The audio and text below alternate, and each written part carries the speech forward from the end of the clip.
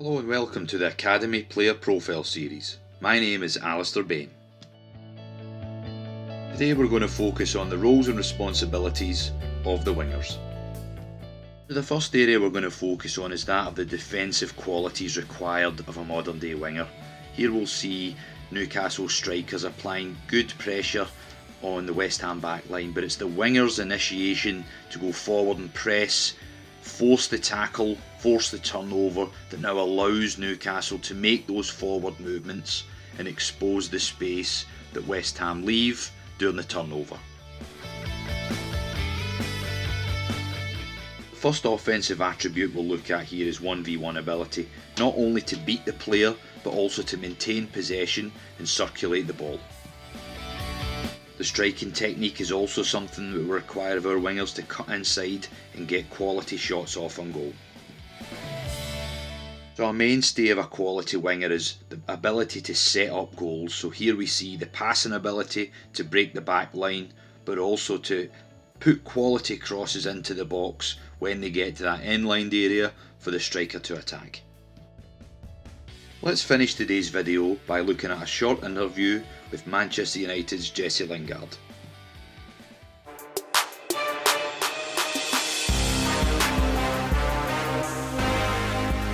Is dribbling something that's came natural to you, or is it something you've had to work on? No, I think it's natural. I think it's just instinct at the time. You see the gap. Obviously you got to exploit the gap.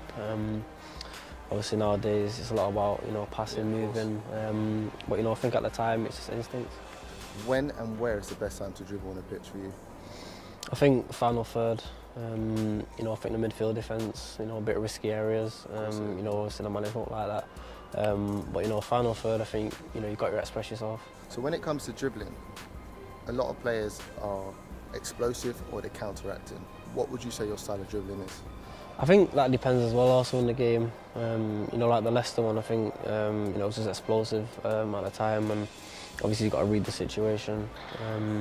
But when it comes off, obviously it looks good like it did against Community Shield. Yeah, that was amazing, man. Yeah, exactly. So in a modern day game of football, you have to be equally as good with your right as you are with your left. How important is that when it comes into dribbling?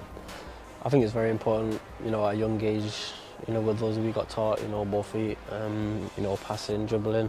But I think obviously on the pitch, it comes to you most. Obviously when you got the defender on the right hand side, you got to go to the left, you got to use your left foot. So it's, it's kind of natural in a way as well. But a lot of people have got to practice. So that's definitely natural in your game, saying that using both feet, it just came to you just like that. Yeah, I think it depends what what obviously kind of player you are. But for me it come natural. But from a young age, we had to learn. So lastly, if you can just round this up and give guys 3 tips on finishing the dribbling, what would they be? I think personally, number 1, practice every day. Even if you're at a club now, I'd say stay behind. Practice your finishing, practice your dribbling. In games it pays off. You might be in a situation where the ball comes to you. You got to hit it first time. Obviously you've been practicing all week and it comes to you and you finish it. So number 2. I say stay focused. That's the main thing. You can't lose sight of what your dreams are. Exactly. Yeah. If you want to be a professional footballer, keep your sights on that. So then number 3. I say composure. I think for dribbling and finishing, obviously finishing when you're in front of a goal, you've got to be composed. Got to make the right decision. And obviously when you're dribbling as well, I think you can't be just running into players. You've got to be composed and go past the player. I think the best dribblers are composed. Yeah, I think most are, exactly, yeah. They're never in a situation where they get the ball took off from by you if you're running 2 or 3 players.